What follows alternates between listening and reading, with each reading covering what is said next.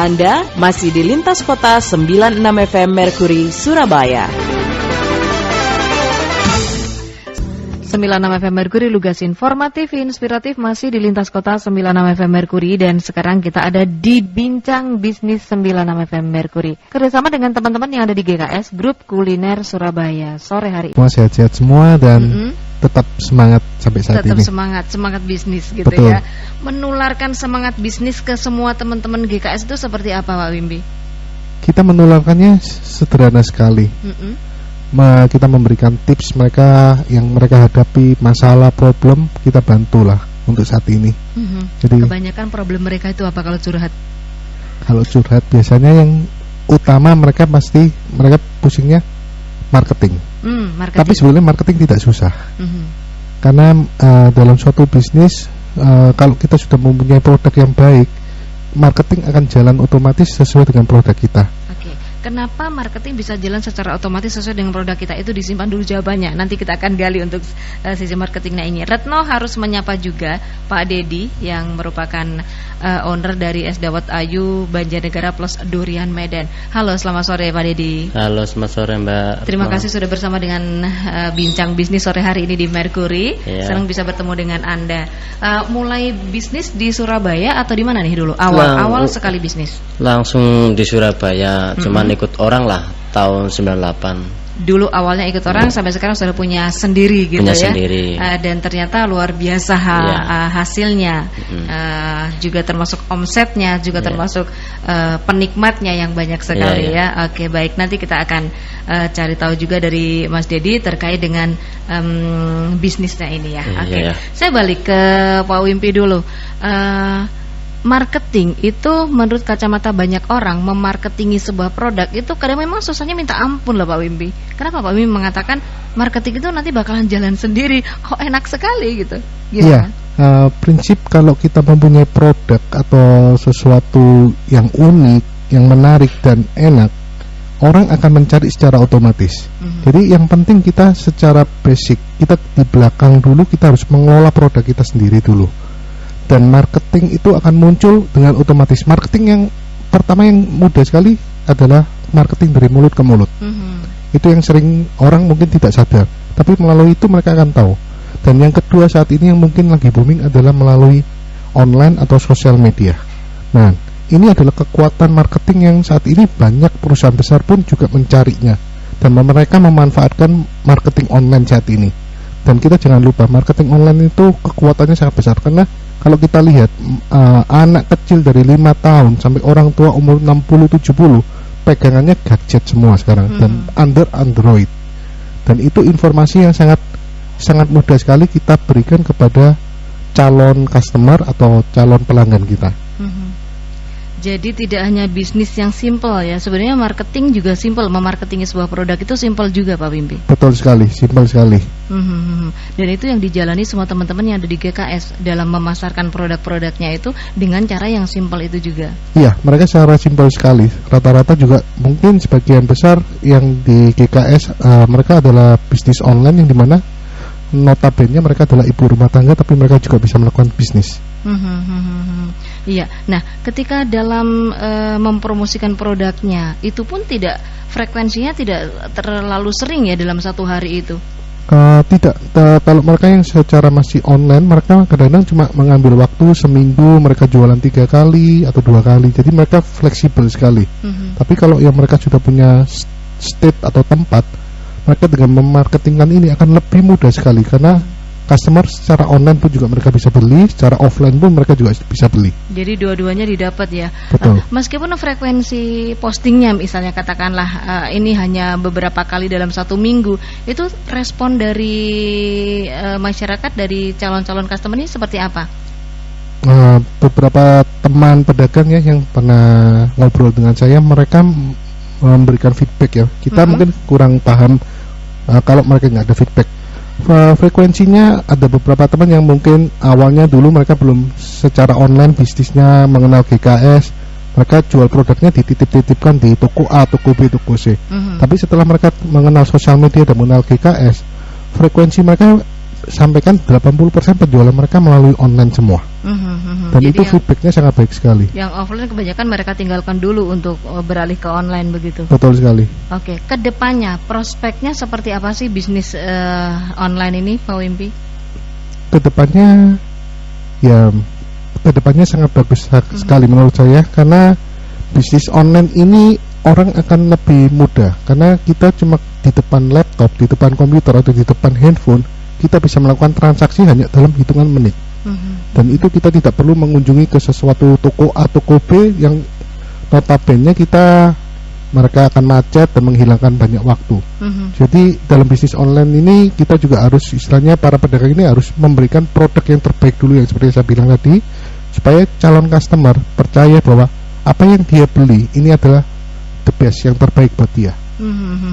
Jadi memang itu simple tetapi bisa menghemat waktu, menghemat energi. Betul sekali. Ya, seperti itu, tapi hasilnya besar dengan cara yang simple.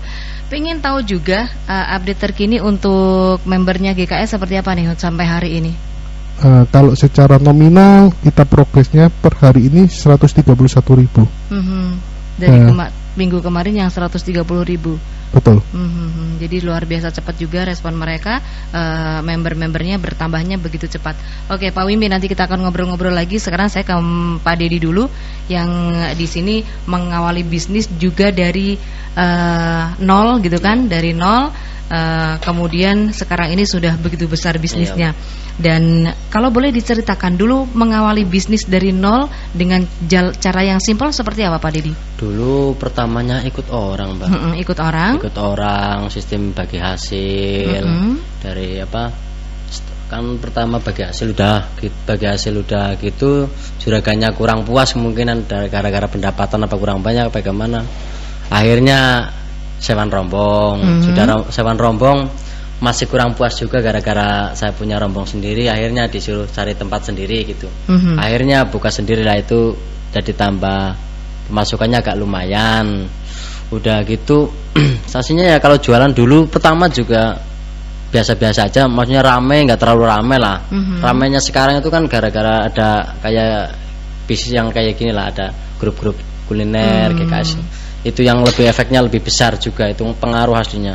Dulu paling ramai Sabtu Minggu. Udah pertama kayak keliling kampung dari Gembong ke Jalan Koblen. Butuh waktu yang sangat lama gitu. Kalau yang GKS ini termasuk cepet juga, cuman butuh berapa bulan lah yang bisa dirasain. Tapi kalau yang kelilingan lama prosesnya. Dari ke Gembong kena obrakan, keliling lagi ke Koblen, diobrak lagi. Jadi masa-masa itu sekarang sudah tinggal kenangan ya. Tapi kan sejarah juga bisa biar jadi apa? Betul. Pengalaman yang kedepannya kayak apa gitu yang bisa maksudnya lebih enak, nggak terlalu ribet-ribet, nggak kayak kelilingan dulu. Kalau yang kelilingan juga aslinya ada, cuman kan berapa orang, cuman 4 lah yang keliling. Nah kalau saya kan makrok, cuman itu aja masih nempeng di emperan toko orang, masih menempati tempat tertentu, tetapi ternyata juga membuat daya tarik tersendiri bagi klien yang ada di Surabaya, customer yang ada di Surabaya. Sadar untuk tidak ikut orang itu karena apa, Pak Dedi dulu? Gini. Kalau kesadaran dulu kan gini, kalau ikut orang nggak bakal maju, kan ikut orang kan cuman gitu-gitu aja. Dan terikat juga, kalau aku mau pulang juga kasihan juragannya, ini gerobaknya nganggur, siapa yang dorong. Nah kalau punya sendiri kan mau pray kapan, tidur kapan, jualan kapan kan ya terserah kan gitu, nggak ada yang ngatur intinya kan gitu. Nggak ada yang ngatur, bisa terus, ngatur sendiri termasuk ngatur keuangannya gitu ya. Kalau mau dibikin banyak pendapatan juga bisa, kalau mau bikin enak lagi bisa, orang punya sendiri kan.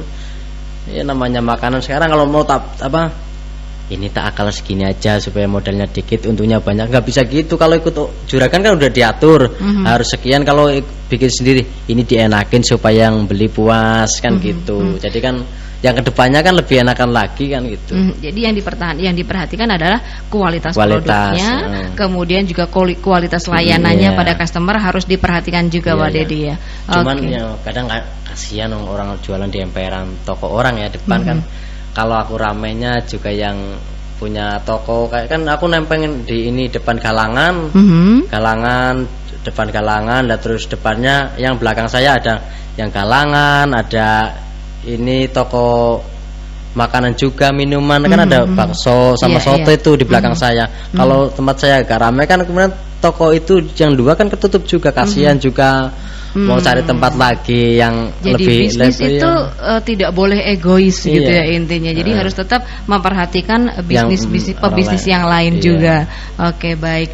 Oke, sahabat Merkuri, nanti kita akan lanjutkan lagi Pak Dedi, Pak Wimpi juga sahabat Merkuri, tetap bersama dengan Retno di Lintas Kota 96 FM Merkuri. Nanti kita akan gali lagi ketika sebelum bergabung dengan GKS dan sesudah bergabung dengan GKS, kata Pak Dedi tadi, perbedaannya itu benar-benar bisa dirasakan. Seperti apa perbedaannya?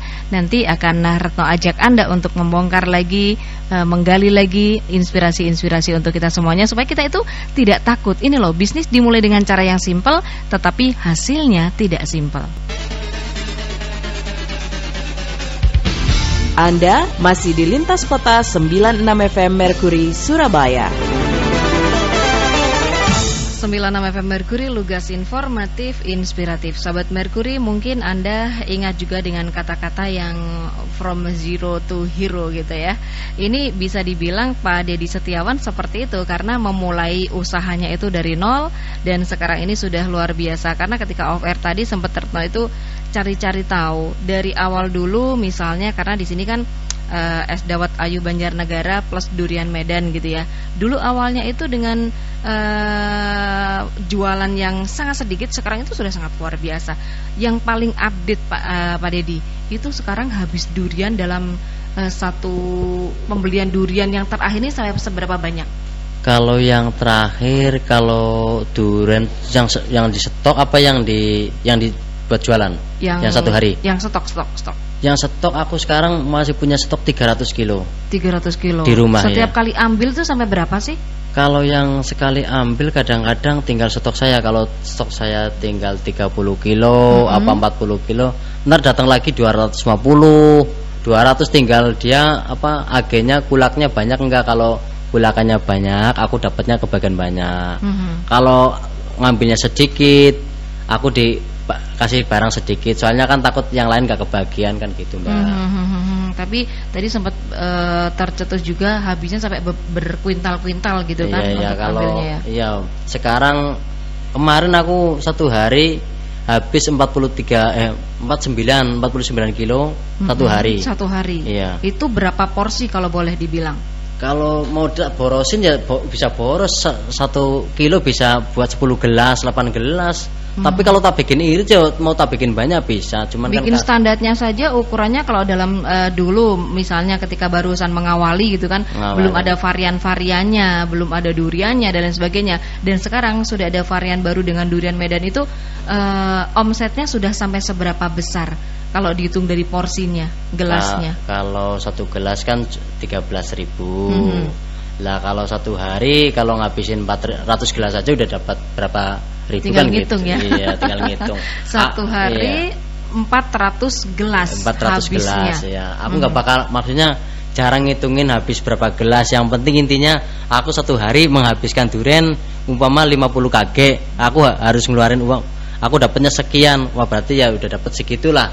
Kan gitu. Aku nggak pernah harus satu hari habisin berapa kilo, berapa porsi, enggak. Yang penting aku habis durian 50 kilo ya perkiraan dapat uang sekian. Kalau beli satu uang sekian berarti uangnya separuh kemana kan gitu. Bisa-bisa istri tanya, wah kamu korupsi ya.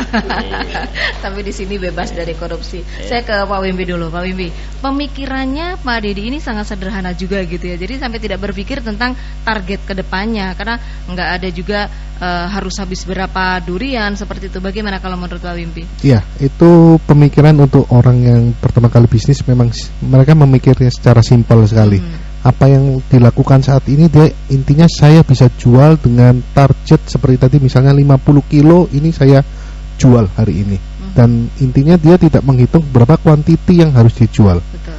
Nah, tapi untuk kedepannya supaya biar manajemen lebih baik, ini perlu kita akan edukasi dan akan kita lakukan coaching secara tidak langsung buat mereka yang baru memulai bisnis seperti ini, supaya mereka manajemennya ke depan supaya lebih baik dan bisa mengembangkan bisnisnya ini dengan tidak hanya di satu posisi atau satu tempat. Mungkin dia bisa buka cabang di tempat lain juga.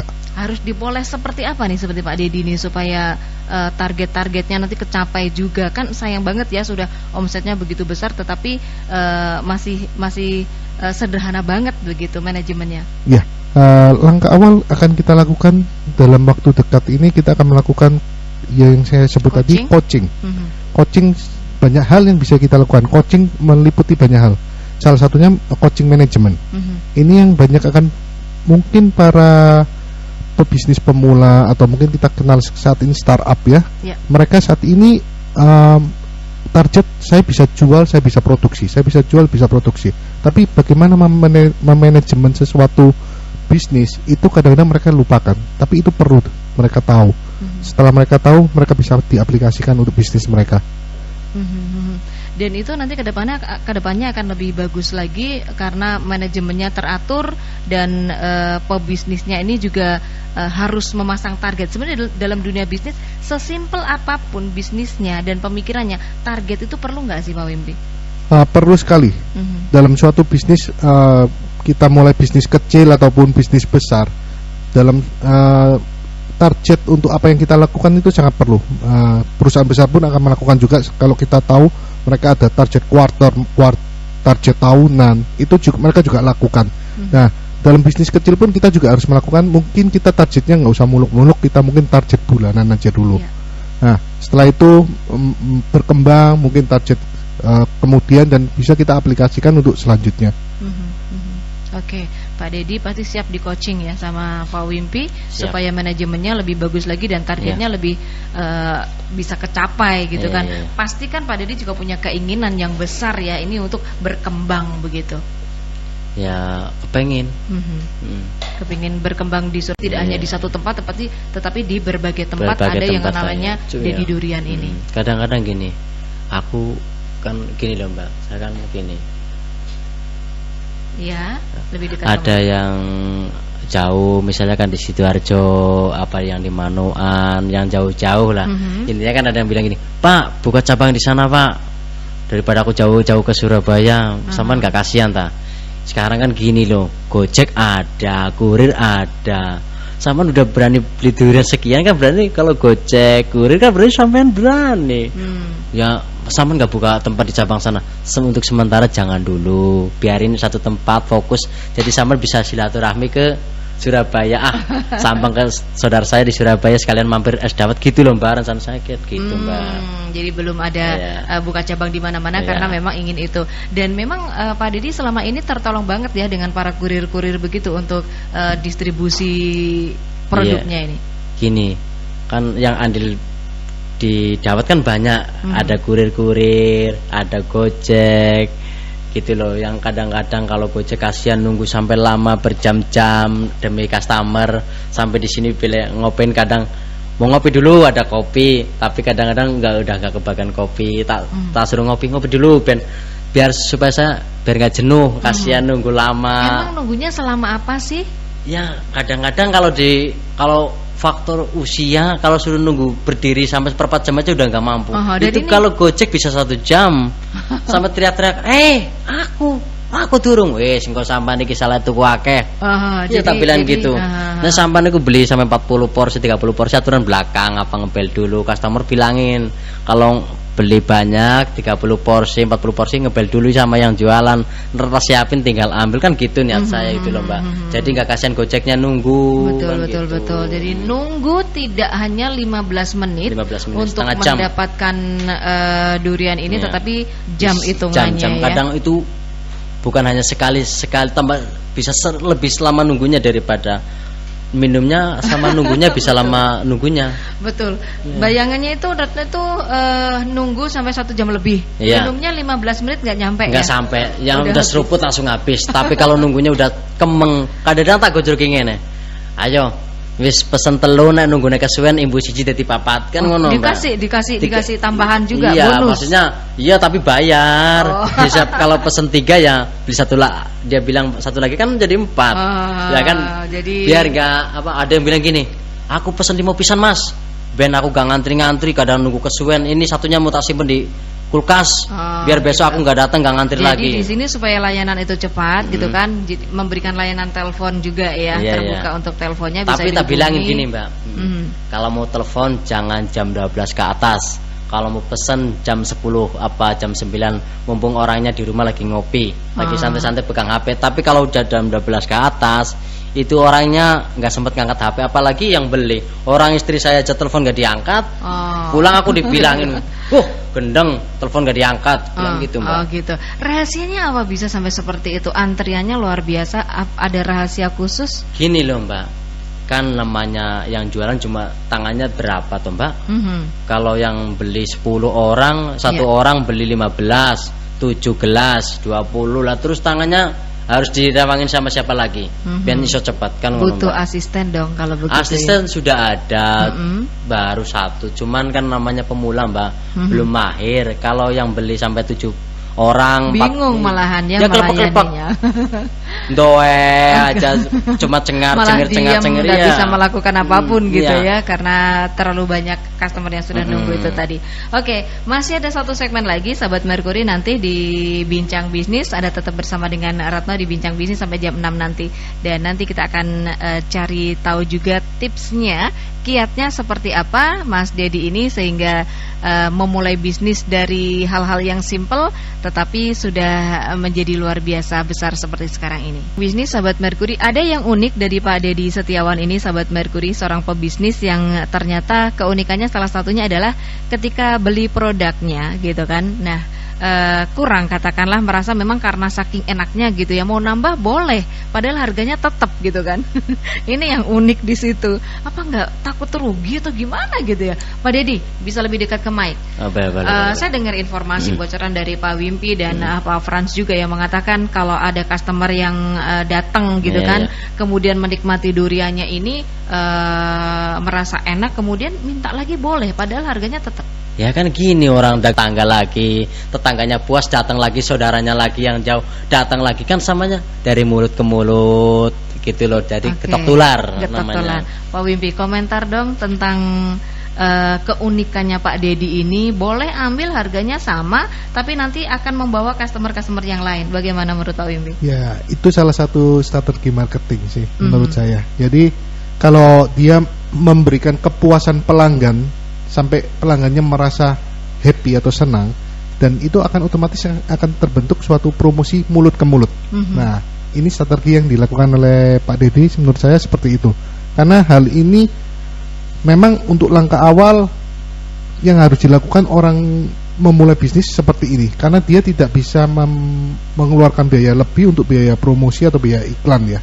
Nah, yang dilakukan adalah membuat pelanggan puas supaya pelanggan ini Bapak si A puas, dia akan mengajak istri dan anaknya. Terus istrinya akan mengajak temannya, anaknya akan mengajak temannya. Nah, ini akan terbentuk network untuk supaya marketingnya lebih berkembang. Oke, networkingnya bisa kebentuk dari situ ya, dari bonus yang diberikan secara cuma-cuma itu tadi. Efeknya akan lebih besar lagi. Kayak orang mancing. Kayak orang mancing, kalau pengen dapat ikan kayak yang gede harus kasih pakan yang gede juga. Kalau pengen dapat gadul ya kasih aja cacing ya kecil-kecil. Kan dapatnya ikan kecil juga. Yang besar berarti pakannya yang lebih gede lagi gitu loh.